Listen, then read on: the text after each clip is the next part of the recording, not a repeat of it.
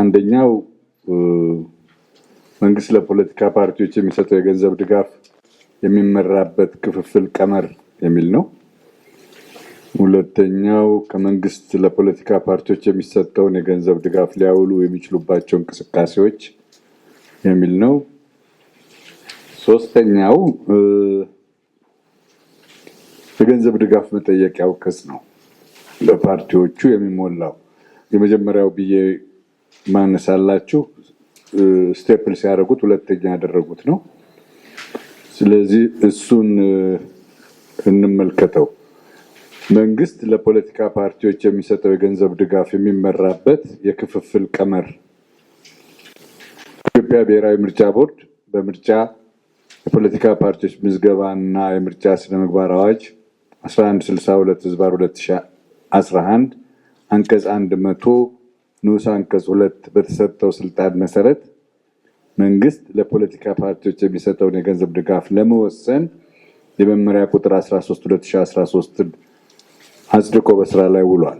መመሪያው ጸድቋል፣ ግን የኤዲቶሪያል ስራውን አጠናቆ ከህግ ክፍላችን ስላልመጣ ዋናውን ጉዳይ ማለት ነው በምንድነው የምናከፋፍለው፣ ከተከፋፈለስ በኋላ ፓርቲዎቹ በምን ተግባር ላይ ነው የሚያውሉት የሚለውን ፓርት ነው ነጥለን አውጥተን ያቀረብንላችሁ። አይ ቲንክ ዋናው ጉዳይ ይሄ ይመስለናል በእኛ በኩል እና የመጨረሻው ደግሞ ዝውውሩ እንዴት እንፈጽማለን የሚለው ወይም ቶሎ ለእናንተ እንዲደርስ እንዴት እናደርጋለን የሚለው ማለት ነው። ባለፈው አቶ ግርማ እንዳነሳው ሁሉ ነገር ተሟልቶ ተጣርቶ የመጨረሻው ነገር እስከሚደርስና የካንዲዴት ቁጥሩም እንዲና እንደዚህ ተብሎ የመጨረሻውን ክፍፍል እስከምናደርግ ፓርቲዎች ለመንቀሳቀሻ የሚያስቸግራቸው ሁኔታ ስለሚኖር ይሄ በኩልነት የሚከፋፈለውን ቶሎ እንድንለቅላችሁ ፈልገናል። ስለዚህ እያንዳንዱ ፓርቲ ይሄንን አሟልቶ እስከመጣ ወደዛ እንሄዳለን ብለን ያሰብነው። ከዛ በፊት ግን ጥያቄዎች ካለ የማከፋፈያ ፓራሜትሮቹን በተመለከተ የምታውሉባቸው ተብለው መመሪያ ውስጥ የገቡትን ነጥቦችን በተመለከተ ከዛም በኋላ ስላለባችሁ የፋይናንሻል አጠቃቀም ላይ የሚኖርባችሁን ግዴታ በተመለከተ ያላችሁ ጥያቄ ካለ እንቀበላለን። ከፋይናንሱ ጋር ብዙ ስብስብ ነገር አይደለም። አንደኛ ህጉም ላይ መመሪያውም ላይ እያንዳንዱ ፓርቲ ለዚህ ብቻ ብሎ የተለየ ሂሳብ መክፈት አለበት። አይ ቲንክ ለማስፈጸም የመጀመሪያው ነገር እሱ ነው። ያንን ሞልቶ ማምጣት አለበት። ሌሎቹ ነገሮች እኛም ጋር ያሉ መረጃዎች ናቸው። ግን እያንዳንዱ ፓርቲ ክሌም የሚያደርገውን ለምሳሌ ስንት አካል ጉዳተኛ አስመዝግቤያለሁ፣ ስንት ሴቶች አስመዝግቤያለሁ፣ በአመራር ለምሳሌ በስራ አስፈጻሚ ለምሳሌ ሳይሆን በስራ አስፈጻሚ ብቻ ነው የምናየው፣ ስንት አባል አለኝ የሚለውን አምጥቶ ሁሉም መረጃዎች እኛው ጋር ያሉ ስለሆነ አነጻጽረን የምንወስነው ነገር ነው የሚሆነው።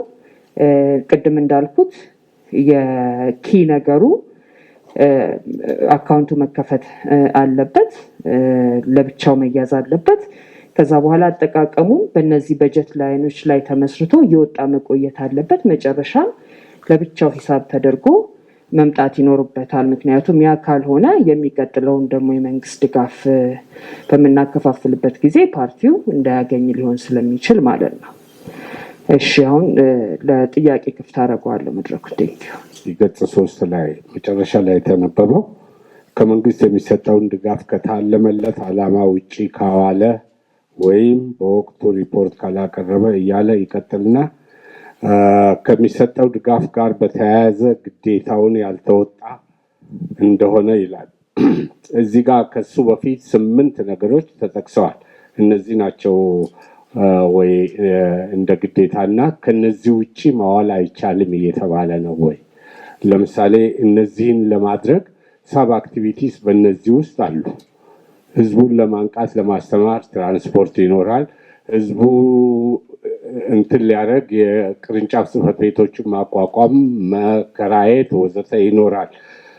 ስለዚህ እነዚህ 8 አክቲቪቲስ ስር የሚኖሩ ሰብ አክቲቪቲስ ባልተገለጹበት ሁኔታ ግዴታውን ያልተወጣ እንደሆነ ተብሎ እነዚህ ጥቅል ሀሳቦች ግን በስራቸው ያንን ለማድረግ በጣም ብዙ ሰብ አክቲቪቲስ ባለበት ሁኔታ ይሄ ነገር ችግር ሊፈጥር አይችልም ወይ? ለትርጉም ክፍት አይደለም ወይ? ስለዚህ የፓርቲውን ዓላማ ለህዝቡ ለማስተዋወቅ በሚባልበት ጊዜ የሞንታርቦ ክራይ አለ፣ ወዘተ ወዘተ ወዘተ ወዘተ ወዘተ ብዙ ህትመቶች ይኖራሉ፣ ብዙ ነገሮች ይኖራሉ። ዜጎች በሀገራቸው ጉዳይ ነቃ ተሳትፎ እንዲያደርጉ ለማድረግ ሲባልም ቢሮ ከፍቶ በቋሚነት ቢሮ እየቀጠሩ እያሰለጠኑ እንዲህ የሚባሉ ነገሮች አሉ። እነዛን ያዘጋጃቸው ይሄ ከዛ ውስጥ የወጣ ሳመሪ ነው ስለተባለ ያዘጋጃችኋቸው ውስጥ እነዚህ አይነት አክቲቪቲስ የተከለከሉና ያልተከለከሉ በሚል የተቀመጠ ነገር ካለ ቢገለጽልን። ያ ካልሆነ ግን ግዴታውን ያልተወጣ የሚለው ግዴታዎቹ ደግሞ ምን እንደሆኑ ኤክስፕሊሲትሊ መቀመጥ አለባቸው። እንግዲህ ይሄ እናንተን እየጠረጠርን የፈራን አይደለም። 5 ዓመት ሙሉ ምን እንደደረሰ 15,000 ብር እየሰጡን 25,000 ብር እንትን ኦዲት አድርጉ ይሄ ካልሆነ እንደዚህ እያሉ የተባልንበት የተሰቃየንበት ኤክስፒሪየንስ ስላለፍን ይሄንን አልተወጣህምና ይሄንን ሰነድ አልቀበልህም ተብሎ ደግሞ ሌላ አተካራ ውስጥ ነገር ከምንገባ የህጉ ቃል ላይ ጠንቀቅ ብንል መልካም ነው ብዬ ነው። አመሰግናለሁ። ክፍፍል ቀመር የሚለው ላይ ተራ ቁጥር 3 ለስድስተኛው ጠቅላላ ምርጫ ፓርቲዎች ለውድድር የሚያቀርቧቸው የሴት ስራ አስፈጻሚዎች ብዛት የሚለው ትንሽ ማብራሪያ ቢሰጥበት። በፓርቲው ስራ አስፈጻሚ ውስጥ ያሉት የሴቶች ቁጥር ነው ወይስ ከነሱ ውስጥ ለውድድር የቀረቡት የሴቶች ብዛት? ይሄ በተለይ እኛን ፓርቲ በመሪው ሳይድ እና በስራ አስፈጻሚው ሳይድ ያለውን ለይተን የምንንቀሳቀስ ፓርቲ ስለሆነን አፌክት ስለሚያደርግ በሚል እኩል ስንል ግን በምርጫ እየተወዳደሩ ላሉ ነው ወይስ ለሁሉም ፓርቲዎች? እሱ ግልጽ ስላልሆነ ነው። ሁለተኛ እኛ ለምሳሌ ለምርጫ ብቻ የከፈትነው አካውንት አለ። ለግል የምንንቀሳቀሰው ሌላ ነው። በምርጫ ጊዜ ግን ወደዛው ትራንስፈር የሚደረግ አካውንት አለን። እስቲና አሁን የተወሰነ ቡኩ እንዳይዘጋ ብቻ የ200 እና 300 ብር ብቻ ነው ያለው እንጂ ምርጫን መሰረት ያደረገ አካውንት ነው ያለን። ስለዚህ እሱ መጠቀም እንችላለን። የግል ባንክ ነው ወይስ አዲስ ሌላ ባንክ ነው የምንከፍተው? አመሰግናለሁ። እንደው ሪሞት ላሉ ፓርቲዎች ለምንድን ነው እንደ አንድ ክራይቴሪያ ብታስገቡልን የሚል ጥያቄ ለማቅረብ ነው። አመሰግናለሁ። እንትን የአየር ሰዓት ድልድል ላይ ፓስፖርት 5% ተሰጥቶታል። አሁን እዚህኛው ደግሞ እንዳለ ከናካቴው የለም። አትሊስት በዛ ሌቨል ብትይዙት ለምን ተከለከለ ነው በሚል እንያዘው። ለማንኛውም ገንዘቡ በጣም ሊሚትድ ሪሶርስ ስለሆነ 5%ም እንደዛም ብለን በሌሎቹም በጣም ሲግኒፊካንት የሆነ ገንዘብ ሊያገኙ የሚችሉባቸው ፓራሜትርስ ስለሆኑ አውጥተን አውርደን ነው ከዚህ ላይ ያነሳ ነው። ግን እንዳልኩት የወደፊት የሚኖረን ሂደት በዛ መልኩ ይወሰናል ማለት ነው። ኢዲዩ ቅድም የጠየቁት ይሄ በአንደኛው ፓራሜትር የመጀመሪያው ላይ ሁሉም ፓርቲዎች ናቸው ወይስ የሚወዳደሩ ብቻ ናቸው የሚለው መሰረታዊ ጥያቄ ነው። እኛ ምንድነው ከዚህ ቀደም ይሰራበት የነበረውን የምታውቁ ፓርቲዎች ካላችሁ ታስታውሳላችሁ። የተወሰነውን በመደበኛነት ፓርቲ ምርጫም ኖረ አልኖረም በመደበኛ ወጪነት ለሚይዛቸው ተብሎ የሚሰጥ ድጋፍ ነበረ። በጣም ያው ቅድም አቶ ግርማም እንደጠቀሰው በጣም መጠኑ አነስተኛ እንደዚህ አይነት ሊሆን ይችላል። ግን ፓርቲዎች ምርጫ ሲኖር ብቻ እንዲንቀሳቀሱ አይደለም የሚጠበቀው። ስለዚህ ይሄ የመንግስት ፈንድ ወይም ድጋፍ ለምርጫ እንቅስቃሴ ብቻ የሚመጣ አይደለም። አሁን በሚቀጥለው ዓመት ምንም ምርጫ ባይኖረን ደንቡን ስታዩት መመሪያውን ስታዩት በደንብ ትረዱታላችሁ። ሌሎችም ፓራሜትሮች ተጨምረውበት እያንዳንዱ ፓርቲ ባገኘው የድምጽ ብዛት ቢሸነፍም እንኳን ባገኘው የድምፅ ብዛት ባገኘው መቀመጫ ብዛት እንዲህ እያለ ሞር ሮበስት የሆነ የድጋፍ ሲስተም ያመጣል ማለት ነው ከሚቀጥለው ዓመት ጀምሮ። ግን አሁን ለአብራራ የፈለግኩት ምንድነው ሎጂኩ የገንዘብ ድጋፍ ከምርጫ ጋር ብቻ የተገናኘ አይደለም። መንግስት ለፓርቲዎች የህዝብን ፍላጎት አግሪጌት እያደረጉ ወደ ፖለቲካ አማራጭና ወደ ፖሊሲ ለሚቀይሩ ፓርቲዎች ድጋፍ ሁልጊዜም የማድረግ ግዴታ አለበት የሚለውን ታሳቢ በማድረግ ነው። ስለዚህ በእኩልነት መርህ ላይ ተመስርቶ የሚከፋፈለው ገንዘብ ክፍፍሉ በሚደረግበት በአሁን ኔክስት ዊክ እንደዚህ በዛ ጊዜ ውስጥ ህጋዊ እውቅና ያሉ ፓርቲዎች በሙሉ ተካፋይ ይሆኑበታል። ለምሳሌ አሁን አረና እየተሳተፈ አይደለም፣ ግን ህጋዊ ፓርቲ ነው። እንቅስቃሴዎችም እዛም ያደርጋል፣ ሌሎችም ፓርቲዎች ማለት ነው። እሱን በዛ መልኩ ብንይዘው። የአስፈጻሚዎችን በተመለከተ የሴት አስፈጻሚዎች የሚለው ይቅርታ የእርማት ጉድለት አለው። ከምርጫ ጋር ምንም አይያያዝም። ፓርቲዎቹ በአመራር ወይም በስራ አስፈጻሚያቸው ላይ ያላቸው የሴቶች ብዛት ነው የሚታሰበው ማለት ነው። ፐርሰንቴጅ አላልንም። አንዳንድ ጊዜ ፐርሰንቴጅ የማይሆን አይነት እንትን ስለሚሰጥ ማለት ነው፣ ወደዛ አልገባም። ስለዚህ ከዛ አንጻር ያን ቁጥር ኦልሬዲ እኛ ጋር ያለ መረጃ ነው። ምናልባት ግን ጠቅላላ ጉባኤ በቅርብ ጊዜ አድርገው ያን ላይ ለውጥ ያደረጉ ፓርቲዎች ካሉ እሱን ታሳቢ አድርገን ክፍፍሉን እናደርጋለን ማለት ነው። ከዛ አንጻር አቶ አሌሳ ያነሱትን ቅሬታ እዚህ ላይ ማየት ፈልጋለሁኝ። በገዢው ፓርቲና በሌሎች መካከል የነበረውን የጨዋታው ሜዳ ላይ መሳተፍ ፕሮፖርሽን ያልነበረው ስለሆነ ወደ አንድ ያጋደለ የነበረ ስለሆነ የሴቶች ተሳትፎ የሚመለከተው ፓርት ያንኑ እንደገና መልሶ ሪኢንፎርስ የሚያደርግ ነው የሚል ነገር አንስተዋል። በእኛ በኩል እንደሱ አላየነውም። እንደዛ ካልን ሁሉም ነገሮች በተወሰነ ደረጃ እንደሱ አይነት መልክ አላቸው።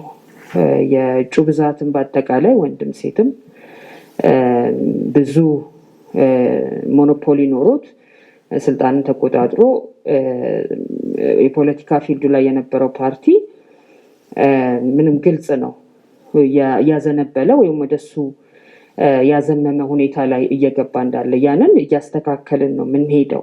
ግን አሁንም ቢሆን እንቅስቃሴያቸው አቅማቸው የሚመዘንበት ሌላ ምንም ነገር ሊኖር አይችልም እና የእጮቻችሁ ብዛት እንቅስቃሴያችሁንም ይመዝናል። ጥንካሬያችሁን ብቻ ሳይሆን እንቅስቃሴያችሁ ሰፋ ማለት ብዙ ገንዘብ ያስፈልጋችኋል ማለት ነው። ስለዚህ ያንን ታሳቢ ያደርገናል። የወንዶቹንም ማምጣት እንደዛው አይነት ነገር አለው ብዬ ነው የማምነው። ለምን የሴቶች ካንዲዴት ሲባል እንደዛ እንደምትወስዱ አላውቅም። ግን ደግሞ የእጩዎች ብዛትን ብቻ አይደለም ያየነው፣ የአመራር ላይ ስራ አስፈጻሚ ላይ ስንት ሴቶች አሉ የሚለውንም አይተናል። የኢዜማ ስንት ማነው ስሙ ብልጽግና ስንት ሴቶች አመራር ውስጥ እንዳለው አላውቅም። ግን በጣም ዋና ፊት መሪ የሚባል ፓርቲ አይደለም። በአመራር ደረጃ ብዙ ሴቶችን ወደፊት በማውጣት አሁን ፋክቱ እጄ ላይ ስለሌለ ነው። ሌሎች ፓርቲዎች ከትላንት ወዲያም የመጡ በፊትም የነበሩ በተለያየ ሁኔታ አፈጻጸማቸው የተለያየ ደረጃ ላይ ነው ያለው እና አንዳንዶቹ ደግሞ በጣም እንደውም ከ50%ም አልፈው የመጡ ፓርቲዎች አሉ። ስለዚህ ከዚህ በ15% የምናከፋፍለው ገንዘብ ቀጥታ ብልጽግና ኬስ ውስጥ የሚገባ ነው የሚለው ግምገማ ትክክለኛ አይደለም። አንዳንድ መረጃዎችና ጥናቶችንም ማየት ያስፈልጋል ብዬ ነው የማስበው። ወይዘሮ ራሄል ቅድም ያነሳችው በጣም ጥሩ ጥያቄ ነው። ለአካል ጉዳተኝነትን ታሳቢ በማድረግ የሴቶች ተሳትፎን ታሳቢ በማድረግ የሚመጣ ገንዘብ ያንኑ አቅጣጫ ይዞ እንደሚወጣ ማየት ያስፈልጋል የሚል ነገር አንስታለች። አንዱ ነገር የወጪ አይነቶቹ ተብሎ ከተዘረዘሩት እሱ ነው ተካቷል። ግን ከዛ ያለፈ ነገር ኢንትሮዲውስ ማድረግ አለብን የሚባል ከሆነ ደንቡን ሙሉን ስታዩት ፕሮፖዛል ልታመጡልን ትችላላችሁ። ሌላ በጣም አስፈላጊ ኢምፖርታንት ጥያቄ የሚመስለኝ አቶ ግርማም አንስቶታል፣ ከራያ ራዩማም ተነስቷል። እነዚህ የተዘረዘሩት ዝርዝሮች ማለት ነው ፓርቲዎች ገንዘቡን ሊያወጡበት ይችላሉ የተባሉ የወጪ አይነቶች ኤግዞስቲቭ ናቸው ወይ የሚለው አይደሉም ነው መልሱ። ግን በአንድ ወይም በሌላ መልኩ እዛ ካቴጎሪ ውስጥ የሚካተቱ መሆን አለባቸው እና ቅድም የትራንስፖርቱ የህትመቱ የምኑ አንዳቸው ውስጥ ይወድቃሉ። በደንብ ብታዩዋቸው እንደውም ራሱ መመሪያውም የሚለው እንደ አላማ ነው እንጂ ያስቀመጣቸው እንደ አክቲቪቲም አይደለም ያስቀመጣቸው። እነዚህን አላማ ለማሳካት ሲል የሚያደርገውን እንቅስቃሴ በኋላ መጨረሻ ላይ ፓርቲው ሪፖርት ሲያቀርብ ይሄን ለማሳካት እነዚህ ነገሮች አድርጌያለሁ ብሎ ቢያቀርብ በጣም የምንቸጋገር አይመስለኝም። ምክንያቱም በመመሪያ ደረጃ የወጪውን አይነት ኤግዞስቲቭሊ ከመጨረሻው ዘርዝሮ ማየት የማይቻል ቢሆንም የቤንሻንጉል፣ የሶማሌ እና ሌሎች ክልሎችን በተመለከተ የተነሳው ነገር እኛም በኦፕሬሽን ያየ ነው። አንዳንድ ቦታ በጣም መንቀሳቀስ ወጪ እንደሚያበዛ እናውቃለን። ለጊዜው በዛ ላይ አሁን በዚህ መመሪያ ላይ የተካተተ ነገር የለም። ምናልባት ሌሎች ድጋፎች ካሉ ከቁሳቁስ ድጋፍም ጋር ተያይዞ ልናነሳው እንችላለን። አሁን ግን ክፍፍሉ የሚፈጸመው በዚህ መልኩ ይሆናል ማለት ነው። ገንዘቡ በአንድ ጊዜ ነው ወይስ በተለያየ ጊዜ ነው የሚለቀቀው የተባሉን እኛ ያሰብነው ህጉ ላይ በጣም ራሱን የቻለ ብዙ ፕሮሰሶች አሉት። መመሪያው እንዲደርሳችሁ እናደርጋለን።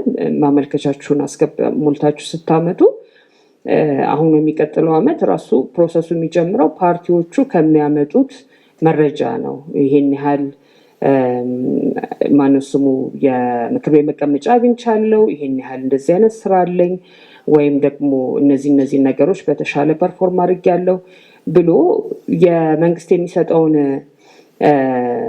ድጋፍ የሚያስጨምርበት ምክንያት ያለውን መጀመሪያ ለቦርድ ያቀርባል። ቦርዱ በዛ ላይ ተመስርቶ ለፓርላማ ያቀርባል።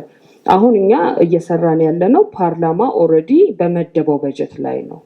ግን ወደፊት መሆን ያለበት ፍላጎቶቹ ታይተው በጀት እንጠይቃለን። ኦፍኮርስ መንግስት በአቅሙ ይመድባል ማለት ነው። አሁን የተመደበ በጀት አለን 98 ሚሊዮን ብር ነው። ከዚህ ቀደም ወደ 30 ሚሊዮን ብር የሚመደብበት ጊዜ ነበር። ባለፈው የበጀት ዓመት 60 ሚሊዮን ነበር ባለፈው የተመደበልን።